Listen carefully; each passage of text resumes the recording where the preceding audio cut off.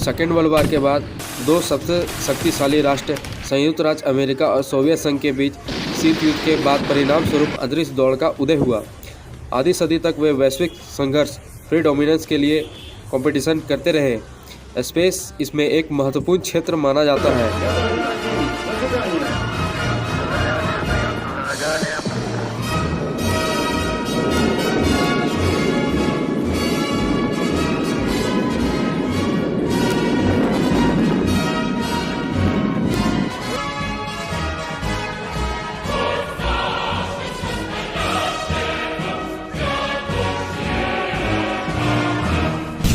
शीत युद्ध के दौरान यूएसएसआर ने मंगल की धरती से जानकारी को इकट्ठा करने और यूएसए से आगे बढ़ने की रेस में सन 10 अक्टूबर 1960 में यूएसएसआर ने मार्स के ऑर्बिट पर फ्लाईबाय मिशन के तहत मिशन को गुप्त तौर से 8 के 78 रॉकेट से अंजाम दिया था।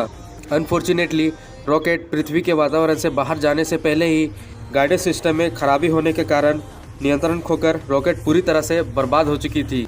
मार्सनिक 1 की हार के बाद यूएसएसआर ने अपने प्राइमेसी को बनाए रखने के लिए मार्सनिक 2 14 अक्टूबर 1960 को लॉन्च किया, लेकिन लॉन्च के दौरान रॉकेट फिर से नष्ट हो गया। मार्सनिक 1 और मार्सनिक 2 दोनों ही फ्लाई बाय मिशन के तहत आधारित था, जो कि मंगल के ऑर्बिट में जाकर वहां के वातावरण की जानकारी को हमारे धरती तक पहुंचाना था। जहां पर यूएसए जैसे बड़े देश की आर्थिक व्यवस्था में क्रांति छिड़ी हुई थी, वहीं पर 1971 यूएसएसआर जैसे देश मंगल पर अपना अगला कदम बढ़ाने को तैयार था। लगातार मार्स 1 और मार्स 2 की हार के बाद सोवियत संघ ने मार्स 3 मिशन को लैंडर की मदद से अंजाम दिया था। मार्स 3 एक ऐसा मिशन था जो लैंडर की मदद से मंगल की धरती पर उतरकर आखिरी सांस तक मंगल पर बिताई कुछ मिनट की तस्वीरें यूएसएसआर को भेजता है। जहां पर यूएसए में राजनीतिक उथल पुथल और भारत पाकिस्तान के बीच तनाव की स्थिति बनी हुई थी, वहां पर यूएसएसआर ने 1971 में मार्स 3 मिशन को बखूबी अंजाम दिया था।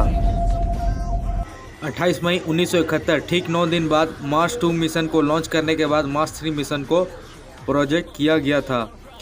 मार्स 3 एक प्रोब बिल्कुल मार्स 2 जैसा दिखने वाला अंतरिक्ष यान था, जिन्हें प्रोटॉन के रॉकेट द्वारा प्रक्षेपित किया। प्रोटॉन के पर या एक लैंडर और रोवर भी था। इसका मंगल पर सॉफ्ट लैंडिंग भी हुआ था। हालांकि मंगल पर धूल भरी आंधियां चलने के दौरान पहुंचा था, जिस कारण लैंडर पर लगी एंटीना की दिशा खो बैठा और ख़राब हो गया। हालांकि कुछ इंटरनेट में ये भी कहा गया है कि मंगल पर तेज हवा चलने के कारण शॉर्ट सर्किट हो सकता है, इस कारण लैंडर से संपर्क टूट गई। रोवर में टेलीविज़न कैमरा भी लगा हुआ था ताकि मंगल की धरती पर घूमकर वहाँ के दृश्य क्षेत्र की मिट्टी और वातावरण की भौतिक गुणों का पता लगाया जा सके। रिग्रेटेबली मंगल पर आंधी चलने के कारण प्रोटॉन के से संपर्क टूट गया। संपर्क टूटने के 110 सेकंड बाद भी डेटा भेजता रहा। हालांकि मार्स 3 ने मंगल ग्रह का चक्कर लगाने और छवियों को दृश्य पर वापस भेजना अगले 8 महीने तक जारी रखा था।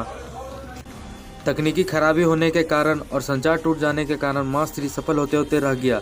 आज तक किसी को भी नहीं मालूम मार्स रोवर और लैंडर का मंगल पर पहुंचने के बाद क्या हुआ था। यूएसएसआर द्वारा किया गया मिशन लंबे समय तक गुप्त भी रखा गया था।